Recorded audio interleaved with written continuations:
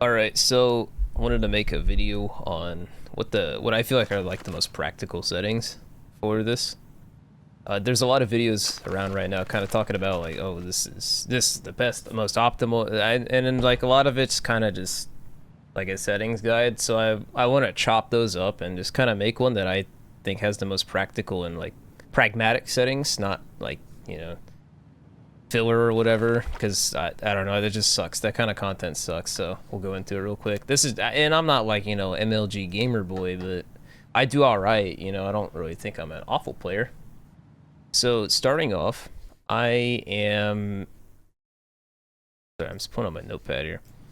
I'm gonna skip accessibility for the time being. I'm gonna come back to it, and obviously there's gonna be timestamps in the video, and they'll put in the description, stuff like that. So if you want to skip to a specific thing, like maybe you want to see what my player color settings are or whatever, you could do that. I'm gonna skip gameplay, and because their settings are all in all these. Usually it's entirely to mouse, keyboard, and graphics. I'm gonna skip campaign because I don't play campaign. I don't even have it installed, and I'm gonna skip controller because I don't play controller. Going into the mouse and keyboard, there's not really a lot that I did that's too wacky or different from anything. But what I do want to make a mention of is, and I've been doing this for about a year now, talking about using your centimeters per 360 for your sensitivity when you reference how fast you're playing in a video game. The reason for this is it's just much more standard. It's a much more standardized unit of measurement. Everyone knows what a centimeter is, whether you know how much it is. That's up to you, America, but it is a lot easier to say, oh, I play 47 centimeters per 360 rather than, oh, I play 1.2 in Counter-Strike 2. How do you convert 1.2 in Counter-Strike 2 to Battlefield? We're getting into like the stochastics of game engine programming at that point, and it just seems like a completely random, or it's arbitrary. It feels random. It's not, obviously it's not, but it's just easier to say 47 cm, I like that in Battlefield. Let's go convert that on a website so that does all the work for us. And I'll put some of those websites in the description as well. It's like Mouse Sensitivity, Gaming Smart. Really easy. It gets the job done. This is a bit of a rant, but I think I made my point. Going into the control settings, I don't really have a lot that's too changed around, but there's a big one I want to talk about, which is uniform infantry aiming. This used to be known as uniform soldier aiming. I don't know why they changed it, because they hate us, I guess. So, procedural aim mode. So what it does is it kind of just, it keeps it consistent whenever you're ADS, and the whole purpose of this is for having consistent sensitivities across different scopes. So if I were to like ADS with this hipfire, or not hipfire, so it's iron sight, and you can see the sensitivity is for the most part the exact same thing, right? It's going to be the same thing because this is a 1x sight. All it does is zoom in my FOV a little bit. Where if I were to go into this and go to a different loadout, like a recon loadout, and I were to do this and turn it off, you can see when I move my mouse, I'm moving like I'm doing just about the exact same flicks, although I'm a lot more of like a reactive kind of mouse mover, if that makes any sense. But it's the exact same distance for like these flicks. I can't pull out a pistol where I would show you, but that's ideally what it's meant to do. If I were to turn this off, I'm down to turn it off, you're kind of getting into this just like sensitivity where it's always gonna be this. And I'm going to put a pin in this. So if you look, when I do those exact same flicks, this is just a wrist flick. This is a left to, or center to right wrist flick, right? Versus where I was going from here to like here before on an over flick. And again, to illustrate that, I'll switch over to the M4 again, and we'll do another right to left, or left to right wrist flick here. Right, and you can kind of see like what that looks like on paper. Whereas before with the sniper, I was moving from about here to here. So hopefully that's a good illustration of what USA does, or UIA, or whatever the hell you want to call it. So you would have thought that, oh, that's the end of universal infantry aim or soldier aim or whatever. But unfortunately, it's just not. It's never the end when it comes to UIA or USA. Why is that? Well, it's actually quite a simple answer. You do want to change it depending on what you're doing. And So for all intents and purposes, to keep this section short, because I'm editing this and re-recording this voice for like the third time, if you are on 16:9, that is 1080p, 1440p, or 4K, keep it on 178. Unless you want to change it. If you know what you're doing, change it. Some people like the feel of 133, which brings me to my next point. If you play 4x3, whether that's you're on a CRT, a 4x3 square monitor, or if you're on stretch res, you probably want to put this to 133 for the sole purpose of it keeps it 1-to-1. Now, I will say some people prefer the feeling of 133 coefficient or 178 coefficient on their inverse resolutions, but that's entirely up to you. You just got to try it, right? If you are on, for some reason, playing on the NASA supercomputer monitor resolution of 21:9, you want to have this on 233 to keep your flicks 1-to-1. Again, this may be something that you just want to fiddle around with. And if you feel like your mouse motions are inconsistent or they don't relate to, like the hand's not doing what the screen's doing and vice versa, may be worth thinking about what res you're on and looking at your coefficient. I think that the biggest gap here is going to be if you're on 21:9 and you haven't changed this to 233. That's probably where you're going to feel the worst. Okay, now we are almost done with this. I just want to make another note here of some people like to play with uniform infantry aiming off. And we're not talking about like random, just, Xbox Andy. A lot of people, I don't want to say a lot of people, there are notable people that play with it off and just prefer to play on like 92 infantry zoom aim sense. I don't know how they do it, but that's also something to consider. So if you feel like you don't like this and you would rather have those like differing zoom levels where you go down here and fiddle with them, that's entirely on you. Not really my cup of tea, so that's all. Moving on to the field of view here. You will see a lot of default configs and stuff like that kind of put you at 120. I find that 120 is a little bit unrealistic, especially for most players, especially most average players. I personally play on 107. I used to play on 110 back in the day in Battlefield 4 and 5, I think.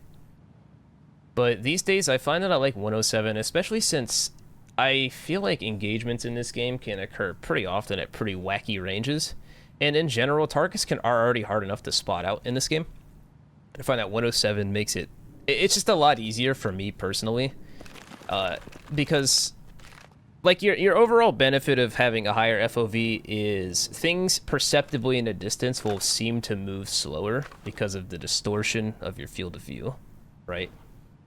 But you also see more to your left and to your right, and I guess technically on your vertical plane, but it's significantly less. Personally, I find that 107 strikes the nicest balance of not feeling like fisheye and not feeling too zoomed out to where I can't like accurately place my crosshair on a target at a decent distance, like, on a flick. So this is entirely your objective like opinion. In aim training, 103 is going to be the standard, and again, we're talking about horizontal FOV. This vertical, we don't really like use vertical FOV for that. And 110 is the most common for target switching, which is Battlefield style of game. So my suggestions: 103, 107, 110, no higher than 115. I think that 120 is just like you're getting crazy with it at that point. Jumping into some of the control stuff, there's a couple that I have that are a little they're niche, but I like them. So double tap crouch for sprint slide. Sorry, I don't know why I struggled to read that. I have it off because I just much prefer to have the I just prefer to have the flexibility of like, getting the insta slide, right? And I don't really feel like having to double tap that's like so important, especially if let's say like you're just running somewhere and you do a misinput and you like want to, I don't know, like pretend this is a wall and you're like, oh, I see a guy, and you want to like crouch, right? Instead of slide at him. If you do a misinput, it's really not that hard to stop your momentum just by holding the opposite direction, right? So you can just like easily do that.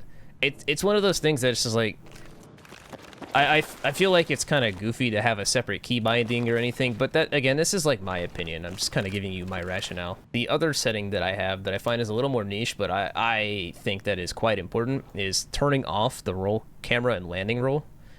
This is whenever you like jump out of a window, or you jump from a pretty decent height, or you have a lot of horizontal momentum when you're parachuting and you hit the ground, it rolls your camera and it, you know, gives you brief motion sickness. It does for me, at least. You can't look around or anything. It's hard for you to kind of survey where you're at, where you're landing, because your fucking camera's upside down.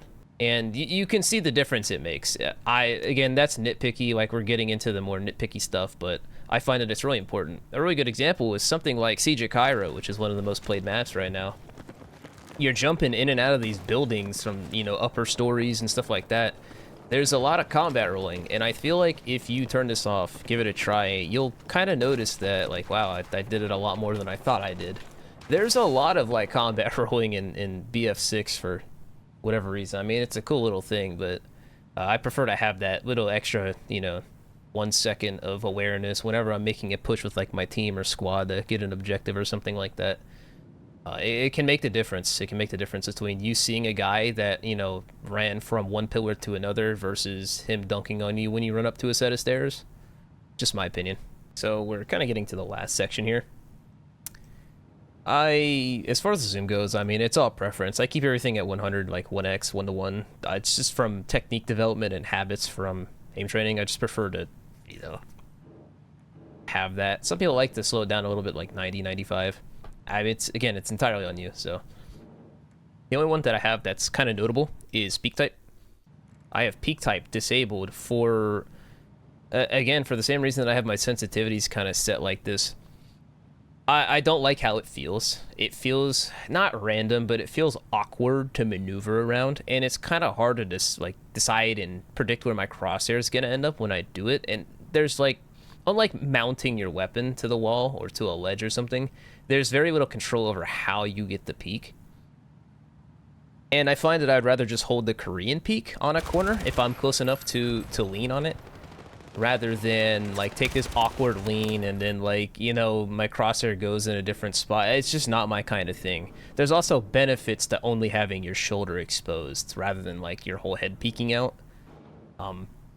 You know, like, so someone doesn't accidental you with like 2 headshots and you just fall over tilted. And if you're wondering what a Korean peek is, I kind of said that on autopilot. It's a concept from PUBG where you just hold the angle as tightly as possible without leaning and as close to the wall as possible. And the benefit of this is to minimize the amount of time that you're exposed, minimize the amount of your character that is exposed, and lessen the amount of time it takes for you to get back into cover. Objectively giving you a defensive positional advantage on an opponent who might peek you or might peek out wide, something like a wide swing, or, you know, run at you aggressively. It's just, objectively, I just feel like having peek type disabled makes the most sense for how I like to play. And if you feel like you get owned by like random leaning on walls and stuff, that might be your cup of tea to turn it off. Moving on into the graphics settings here. I use the Freethy config, and all I do is just keep everything low, but I keep mesh quality at high. You probably would want to keep something like texture quality up as well, but that's to be decided yet. The exact same thing, like, it was the exact same way in Battlefield 4, so I would definitely like play around with this. Again, this is the second day. I didn't really fiddle too much with it in the beta or whatever the playtests were. I wasn't in any of the labs playtests, so I don't know how this has changed or anything. Yeah. So what else can I say? And on that note, actually the rest of the settings on the Freethy config, and again I'll post a link in the description if you don't know what that is, most of these are like pretty legit. I agree with most of them. I'm not a big fan of anti-aliasing, so, you know, there's that. Keep the sharpness at 100. UI brightness, you know, you can make it whatever you want. I keep mine at like 50 or whatever, I don't care. Word brightness is, again, this is all like up to you. Obviously, we want to have all of our motion blur off and our camera shake as low as possible. Chromatic aberration, vignette, and film grain all off because it's getting in the way. And reduce sprint camera bobbing because, again, I don't know why you would want... Okay, I mean, I guess cinematic, right? Cinema. My hands are up right now. But I don't know, man. I'm trying to shoot people. I'm not trying to watch my character like sprint, you know, like go outside. That's a good joke. You know, keep this however you want it. VSync, please turn VSync off. Like, please turn VSync off. Maybe if you're playing campaign, you're on the sticks or something, but like, turn VSync off, bro. Come on. Infantry HUD motion and vehicle HUD motion off. This is like whenever you flick your mouse around, the HUD and like the minimap and the ammo and stuff kind of like sways around like that. It's a little distracting, especially if you have the map set to the biggest size. It's a bit distracting, and so I would suggest having this off. Obviously, keep HUD on and keep soldier visibility filter on. Though I can't really tell what the difference on and off is, but you know, keep it on. Why not, right? This is where we start getting into some of the more Battlefield geek stuff. Horizontal HUD padding. Holy shit. Horizontal HUD padding set to 100. If you look at the little diagram, it kind of shows what this does. What it's going to do is it's going to move your minimap, your ammo, the kill feed, all that stuff closer to the middle so that your eyes have to venture a little less to see that information. I find that's pretty important.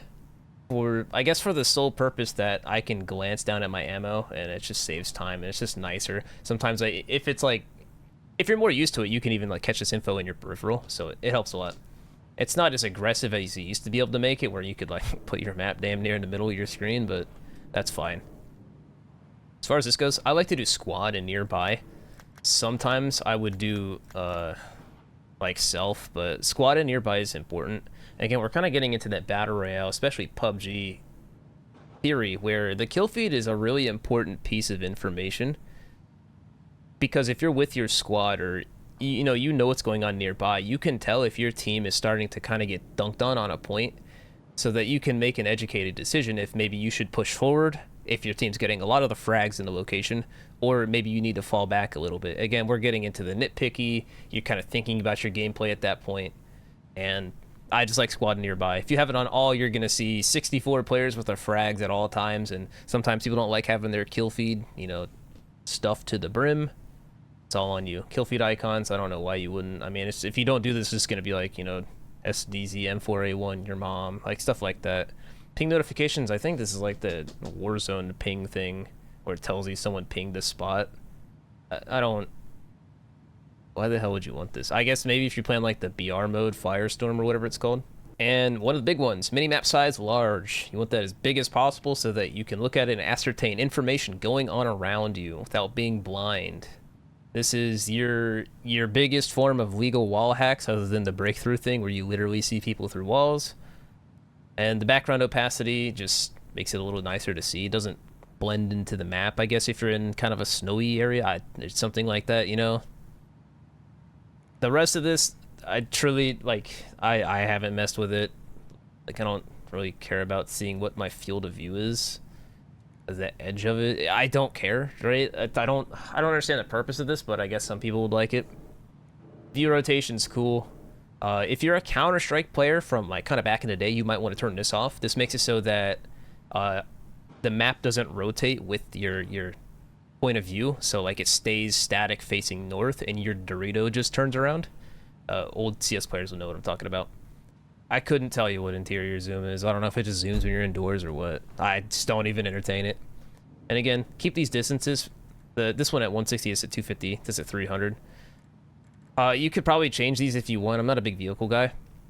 But I would say keep the air one at 300. Keep the foot one at 160. Because 160 is... I think this is in meters. So it's going to show you from your perspective in all directions 160 meters out. So you can kind of get an approximation as to how close things are. I say keep 300 in air because you move so fucking fast in the air in air vehicles.